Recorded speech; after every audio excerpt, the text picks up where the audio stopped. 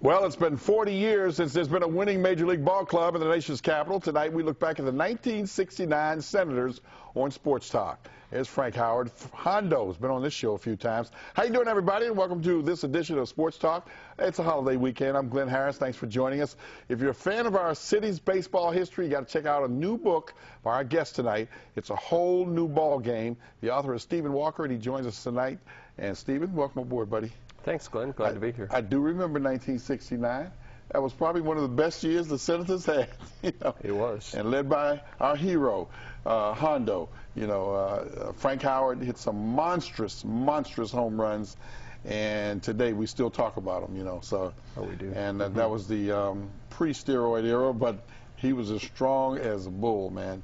And what's the genesis of the book? How did it start?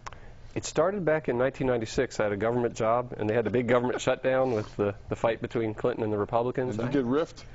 Well, I didn't get riffed, but I wasn't allowed to come to work. Okay. And I didn't have anything to do, so my wife said, get out of the house and do something. Right. So I went and researched 1969 because it was part of my childhood. Right. It was my first baseball game.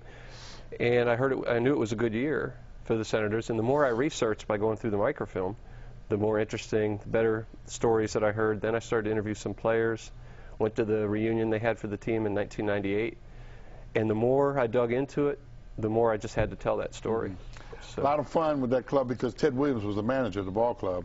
He was. And he got Ed Brinkman to hit over 250.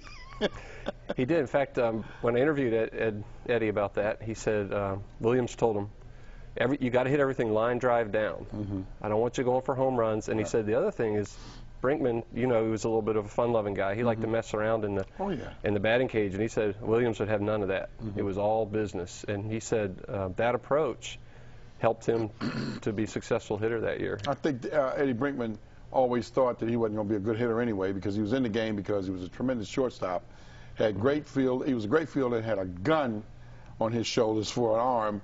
And I guess he figured he could play around in the batting cage because he ain't going to hit anything anyway.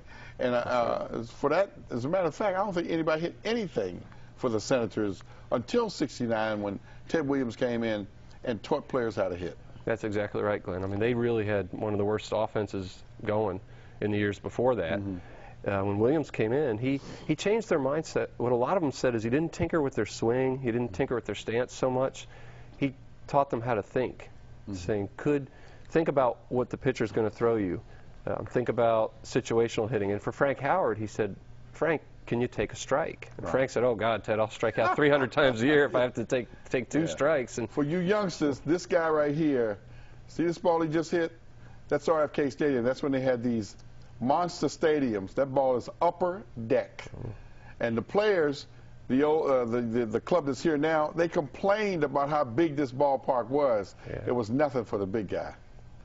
He had 48 that year, so here he is again with a loose swing. Look at this. And he cocked up on the bat and hit look at this ball. This ball is way out of the ballpark. I don't know. I guess Mark McGwire and all those guys were babies then. That's right. I didn't see anybody hit him up there. But this is the other way. He said he didn't pull this. He went the other way, but this is gap. Look at this. This man had a lot of power. That was a pretty good year, 291, 16 dingers so far anyway that year. Well, and the other thing was his walks went up with Williams helping him. Yeah. And I think this is Marshall pitching. I think All-Star. It had to be. There's Johnny Bench back there. Yeah. Oh yeah. All right. But Hondo was a big time. Look at this. Now he was a big. Couldn't run very well, but he was strong. By the way, Frank Howard was an All-American at Ohio State in basketball. That's right. That's right. Yeah. Good power forward. Nice guy, had him here many times, and he always got psyched because when he hit a ball, he was like, "Man, I think I crushed that one, man." You know, he felt pretty good, you know. Oh yeah. So. Oh yeah. Yeah. What else was interesting about this ball club? Lots of things. One of the main things was the camaraderie of the team, and a lot of that was led by Howard. Brinkman and Ken McMullen. And what Del Unser told me was McMullen was kind of a sarcastic guy with the He'd come the over humor. from the Dodgers. He did in the trade for Howard, and he said he'd have a toothpick in his mouth and he'd kind of poke people with it and sting them with it. And McMullen said, I tried to keep people loose off the field so we could concentrate on the field. And then the other big thing was Howard and Brinkman. They did a song they called Nasty Nats after every game. And, nobody would tell me the lyrics, and they didn't want them in the book, but it was a way to just celebrate the wins, have some togetherness. And I think Ted Williams also, when he got there in spring training, he said, you know, we're thinking and acting like losers, and we're not going to be losers this year. It's going to be different. And that was, I think those things made them a much better ball club. Oh, yeah, no question, because it couldn't get any. You can't jump out of a first floor window and get hurt. And they were always on the first floor window, bottom of the barrel. Coming up, we'll open up for your Senators calls with Stephen Walker. If you're interested, 703-387-1020. This was an interesting year for the Washington Senators, 1969. Right now, the first three calls to solve tonight's Sports Talk Summer is going to win a limited edition Stars and Stripes Major League Baseball cap from New Era. These are the same caps that Major League players are going to be wearing throughout the July 4th weekend. Proceeds from cap sales will go towards the Welcome Home Vets Fund. Look for them at any Major League ballpark, at Modell's, or online at neweracap.com.